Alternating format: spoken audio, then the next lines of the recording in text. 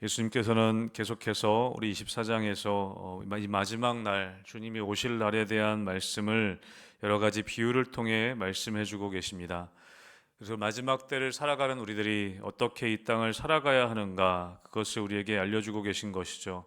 궁극적으로 계속해서 반복해서 예수님께서는 그 때와 시기에 대해서는 우리가 알지 못하지만 중요한 것은 그 종말의 날, 그 날이 언제인가, 그것에 대해서 집중하기보다는 예수님께서 이 종말의 때와 이 징조들을 말씀해 주시는 이유는 오늘날 우리가 어떻게 살아가야 하는가, 그 마지막 날이 있다는 것을 아는 우리들은 오늘 우리는 어떻게 살아가야 하는가, 그것을 결국에 우리에게 말씀해 주고 계신다는 것입니다.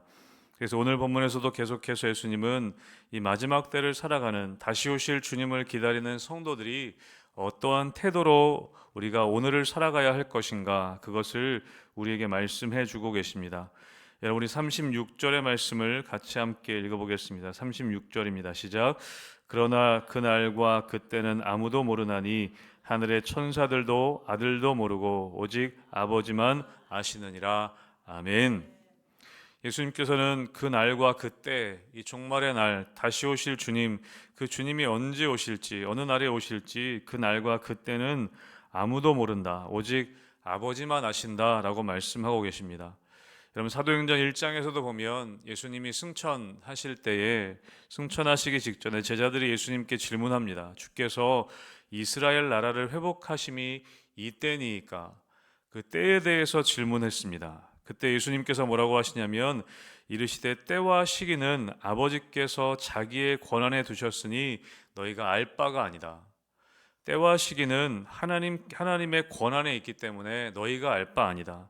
그리고 이어서 유명한 말씀을 하시죠. 오직 성령이 너희에게 임하시면 너희가 권능을 받고 땅 끝까지 증인이 될 것이다. 여러분, 다시 말하면, 여러분, 사람들은 이 때와 시기에 관심이 많다는 것입니다. 언제 예수님이 오실까? 그 때와 시기에 사람들은 관심을 둔다는 것이죠. 그러나 예수님은 우리가 알 수도 없고 알 필요도 없는 그런 일에 신경 쓰지 말고, 정말 우리가 알아야 하고 정말 우리가 구하고 신경 써야 할 것에 집중하기를 원하신다는 것입니다. 오늘도 반복해서 말씀하시는 거죠. 때와 시기에 관심 두지 말고 사도행전의 말씀처럼 정말 관심 둬야 할 것은 무엇이냐면 성령이 너희에게 임하시는 것, 성령 충만을 구하라는 말씀을 하고 계시는 것이죠. 오늘도 마찬가지입니다. 그 날과 그때에 관심 두지 말고, 여러분, 오늘 본문이 어디와 연결되냐면 42절에 이렇게 얘기합니다. 그러므로 깨어 있으라 라고 말씀하십니다. 때와 시기는 하나님께 달려 있으니 우리가 관심 갖고 우리가 신경 써야 할 것은 무엇이냐면 깨어 있어야 한다는 것입니다. 그러므로 깨어 있으라 라고 말씀하신다는 것이죠. 사랑하는 성도 여러분, 우리의 삶 가운데 정말 관심 가져야 할 것에 관심 갖게 되는 우리들 되기를 주님의 이름으로 축복합니다. 여러분, 우리가 구해야 할 것은 무엇이냐면 성령의 충만함을 구해야 하는 것이고, 우리가 구해야 할 것은 무엇이냐면 내가 정말 깨어 있기를 원하는, 하나님 정말 나를 깨어 있게 해 주십시오라고 구할 수 있는, 여러분, 그것이 우리가 구하고 우리가 관심 가져야 할 일이라는 것입니다. 결국에 우리가 그 때와 시기, 언제 예수님 오실까, 그것이 아니라 오늘 내가 어떻게 살아가야 할까, 오늘 내가 성령 충만해야겠고 오늘 내가 끼어 있어야겠구나, 우리가 그것에 관심 가질 수 있어야 한다는 것이죠. 여러분, 그날과 그때를 아버지만 아신다는 것은 어떤 의미입니까? 하나님만이 역사의 주인이시라는 의미입니다. 온전히 예수님께서도 이 구원의 사역, 다시 오실 날 이 구원의 사역을 아버지께만 온전히 맡기셨다면 성도인 우리도 더더욱 그렇다는 것이죠. 우리가 관심 가져야 할 것은 무엇이냐면 언제가 아니라, 언제 이런 일이 날 것인가가 아니라 어떻게 그러면 살아야 할 것인가, 우리는 거기에 집중하고 고민하고 그 믿음 위에 서기 위해 우리가 애써야 한다는 것이죠. 여러분, 그래서 오늘 예수님께서는 오늘 이 때를, 우리가 마지막 때를 살아가는 우리들이 어떻게 살아가야 할 것인지를 이 노아의 홍수의 비유에서 오늘 말씀해 주고 계십니다.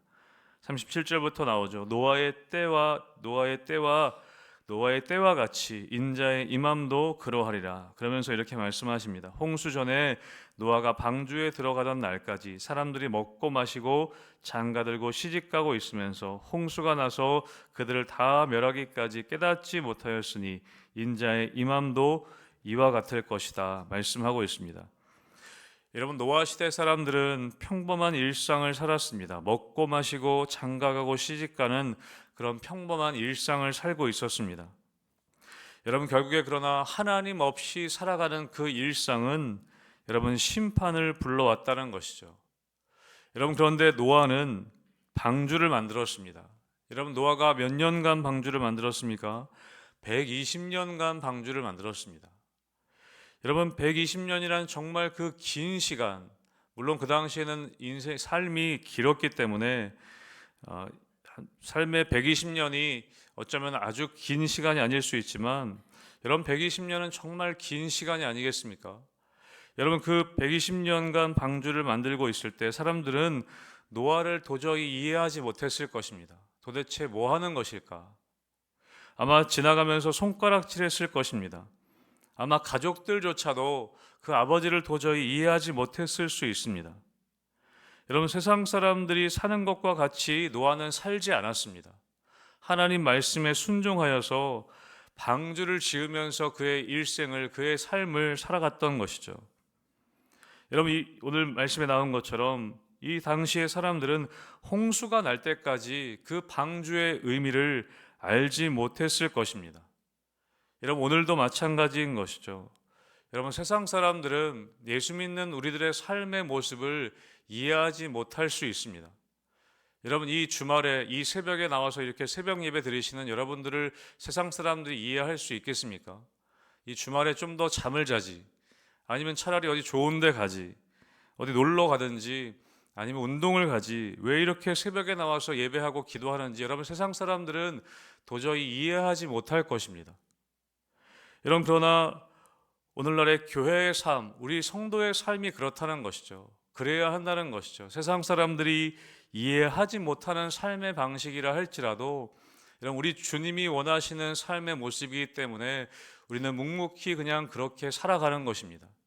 그 당시에 노아가 방주를 그냥 묵묵히 손가락질, 때로는 손가락질 당하면서도 방주를 지으라고 하셨던 주님의 명령을 따라 방주를 지었던 것처럼, 그 당시에 무슨 어떤 기술이 있었겠습니까? 그냥 나무 하나씩 가져와서 그냥 나무를 베고 나무를 자르고 그냥 방주를 지었던 것처럼, 여러분, 오늘날도 우리는 사람들이 이해하지 못하는 삶의 방식이지만 주님의 말씀을 따라, 주님 원하시는 삶의 방식을 따라 우리는 그냥 그렇게 살아가는 것입니다.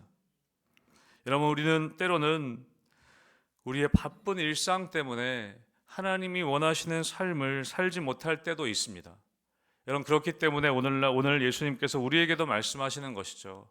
깨어서 사람들이 때로는 이해하지 못하는 삶의 방식이라 할지라도 그 말씀을 따라 살아가야 한다라고 우리에게 말씀해 주고 계십니다. 여러분, 노아 시대의 사람들과 우리가 다를 바 없이 살아간다면 여러분, 하나님께서 우리를 보시고 안타까워 하실 것이라는 것이죠. 사랑하는 성도 여러분, 우리가 오늘 하루를 살아갈 때에 여러분, 말씀을 따라 여러분, 주님이 언제 오셔도 되는 그런 준비되어 있는 삶을 살아가게 되시기를 주님의 이름으로 축복합니다. 여러분, 노아 때의 사람들은 그들이 다 멸하기까지 깨닫지 못했다라고 기록하고 있습니다. 여러분, 우리는 그러지 않아야 할 것입니다. 우리가 깨어서 하나님이 원하시는 것을 깨닫는 사람으로서, 또 우리뿐만 아니라 다른 사람들을 깨우는 사람으로서 우리가 살아가기를 주님은 원하신다는 것이죠.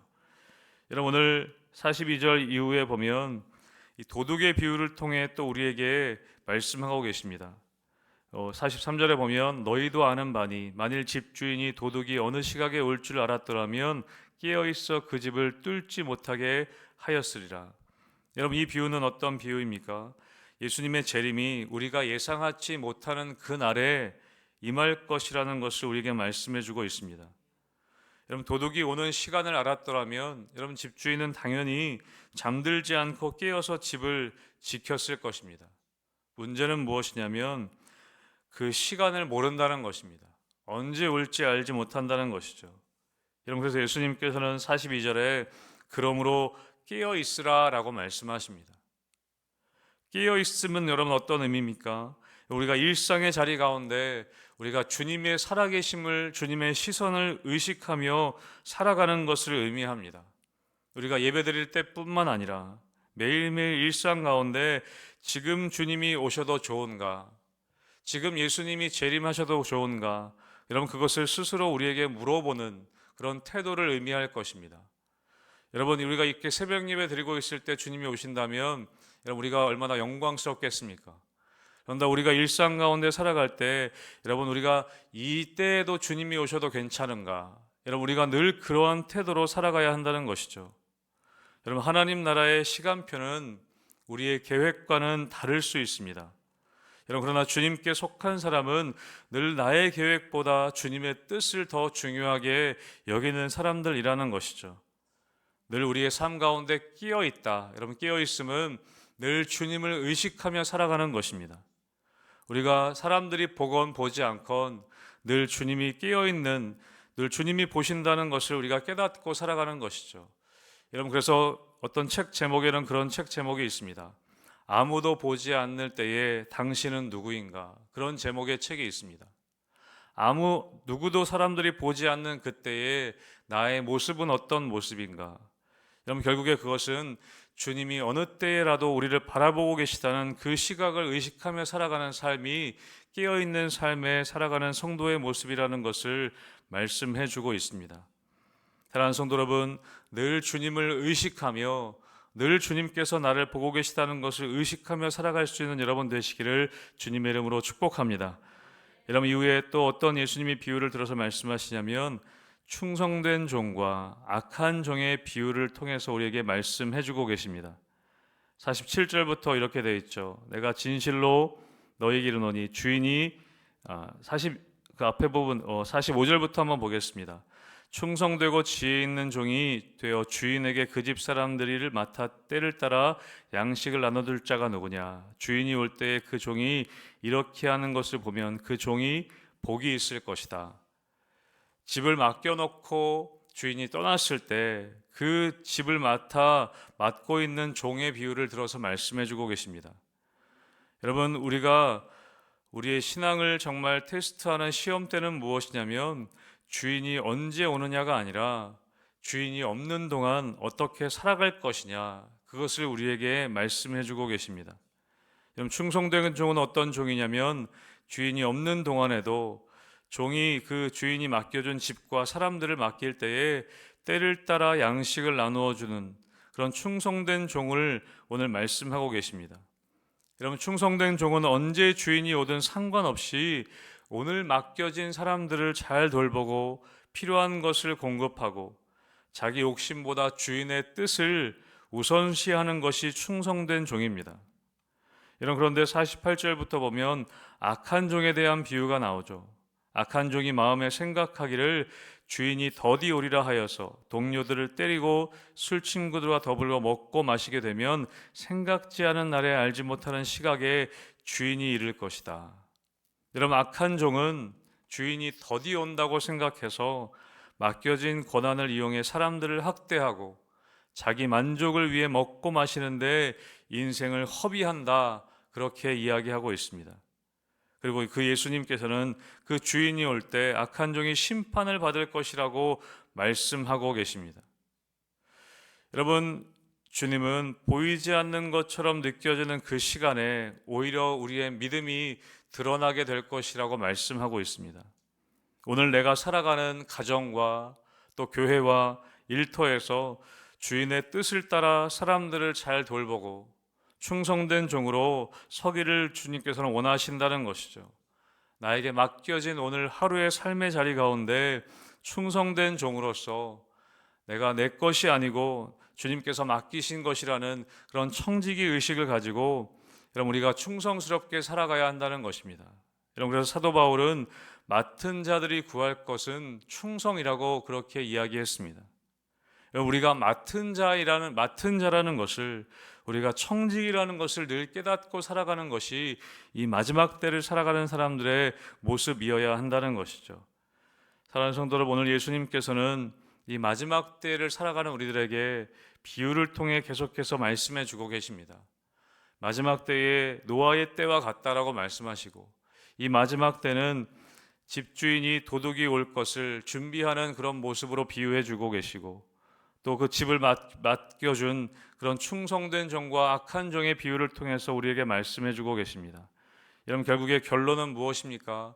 우리가 이 마지막 때를 살아갈 때 늘 주님의 말씀을 따라 사람들이 보건 보지 않건 주인이 맡겨준 그런 종의 모습처럼, 충성된 종의 모습처럼 주인의 뜻을 따라 오늘 하루도 깨어서 내가 살아가는 것이 내 것이 아닌 것을 알고 주인의 뜻을 따라 우리가 깨어서 우리가 충성되게 오늘 하루를 살아가는 것, 그것이 우리에게 맡겨진 마지막 날을 살아가는 우리 성도들의 모습이어야 한다는 것이죠. 사랑하는 성도 여러분, 그래서 우리가 오늘 하루를 충성되게 살아가실 때 주님 오실 그날 잘하였도다 착하고 충성된 종아, 우리가 그렇게 칭찬 들을 수 있는 우리 성도님들 되시기를 주님의 이름으로 축복합니다. 아멘.